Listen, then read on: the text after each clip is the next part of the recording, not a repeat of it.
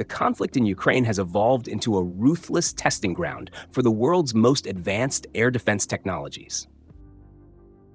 While global media attention frequently gravitates towards the American-made Patriot system, a sophisticated European counterpart has quietly assumed a critical role in protecting Ukrainian airspace. This system is the SAMP-T, also known as Mamba. For observers in Rome and across Italy, the deployment of this platform is not merely a matter of foreign aid. It represents a definitive stress test for Italian military engineering and a pivotal moment for European strategic autonomy. The performance of the SAMP-T in Ukraine offers a complex case study that balances technical excellence with the harsh realities of industrial capacity and high-intensity warfare. To understand the weight of this deployment, one must look beyond the political rhetoric and examine the technical architecture that defines the Mamba. Unlike legacy sea systems that were often designed with a primary focus on aerodynamic targets like aircraft, the SAMP-T was engineered from the outset to counter a diverse array of threats, including tactical ballistic missiles. At the core of this capability lies the Arabel radar, and in newer iterations, the Leonardo Kronos Grand Mobile High Power. This radar technology provides a distinct advantage that resonates with Italian defense doctrine, which prioritizes flexibility. While older variants of competitor systems were restricted to a 120-degree sector view, requiring multiple batteries to cover a full perimeter, the radar units of the SAMP-T utilize electronic scanning to provide 360-degree coverage. This allows a single battery to track and engage threats approaching from any azimuth, a crucial feature in the chaotic environment of Ukraine, where Russian missile trajectories are increasingly unpredictable. The kinetic component of this system, the Aster 30 missile, employs a guidance method that sets it apart from standard interceptors. This technology is often referred to as PIF-PAF, combining aerodynamic control with direct thrust vectoring. As the missile approaches its target, lateral thrusters near the center of gravity fire to adjust its trajectory instantaneously. This capability allows the Aster 30 to perform high-G maneuvers that aerodynamic fins alone could not achieve, enabling it to achieve a direct body-to-body impact, or hit-to-kill, against incoming ballistic missiles. For the Italian defense industry, the validation of this technology against hypersonic-capable threats like the Kinzhal or the Iskander-M is a vindication of decades of investment in independent European missile technology.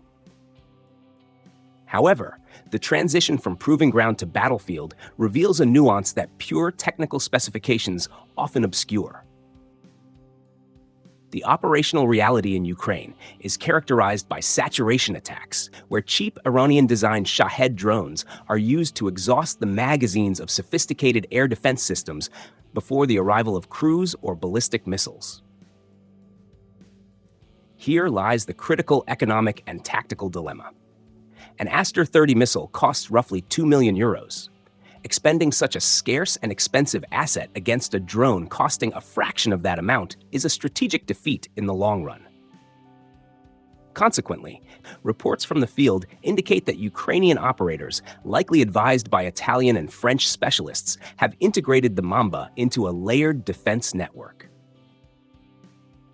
In this architecture, the advanced radar of the SAMP-T acts as a sensor node, detecting low-priority threats and passing that data to cheaper, short-range kinetic solutions like the Gepard anti-aircraft gun, while reserving the Aster 30 interceptors for high-value ballistic threats that no other system can stop.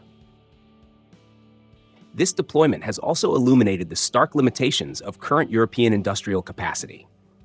By late 2025 and entering 2026, the transfer of a second SAMP-T battery to Ukraine highlighted a severe inventory constraint. The Italian army possesses a very limited number of these batteries, meaning that every unit sent to the Eastern Front creates a tangible gap in Italy's own national air defense coverage. This decision has sparked legitimate debate regarding the balance between alliance obligations and national security. Unlike the United States, which maintains a vast stockpile of Patriot batteries, Italy and France operate on a much leaner margin.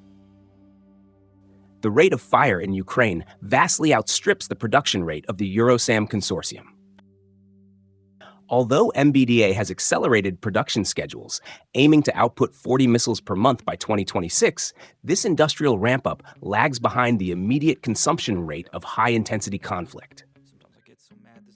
This disparity serves as a wake-up call for Rome, emphasizing that technological superiority is moot without the industrial depth to sustain it.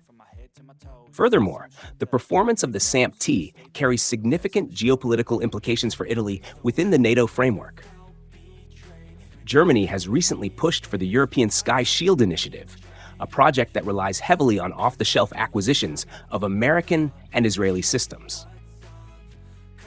By prioritizing the deployment of the SAMP-T, Rome is effectively making a counter-argument through action.